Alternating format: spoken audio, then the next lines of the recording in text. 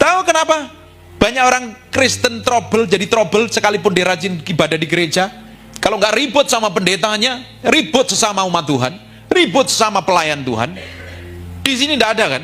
Kalian sudah diubahkan Tuhan kok soalnya. Kenapa mereka seperti itu?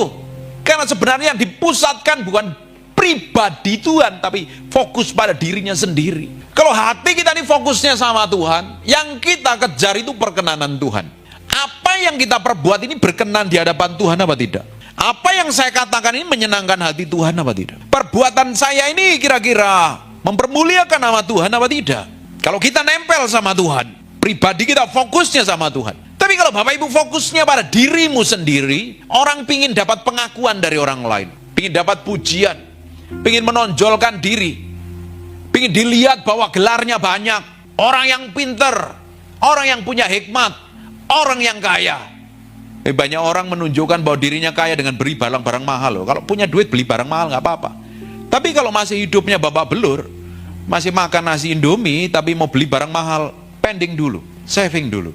Banyak orang kelihatan cantik, pingin dipuji orang, makanya dia berdandan baik-baik, rambutnya disasak tinggi ke salon setiap hari, supaya dapat pengakuan dan pujian dari orang lain. Tapi kalau kita ini dipulihkan, kita tahu jati diri kita ini siapa di hadapan Tuhan. Kita tahu kenapa kok kita diciptakan serupa segambar dengan Tuhan. Kenapa kok aku hidup hari ini? Kenapa aku ditempatkan di tempat ini? Kenapa kok aku jadi orang Kristen? Karena kita kenal Tuhan, kita tahu persis maksud dan tujuan Tuhan. Kita tidak ngejar pujian dari manusia, yang kita kejar bagaimana melakukan tepat seperti yang Tuhan mau. Engkau bukan jadi orang yang cari muka loh.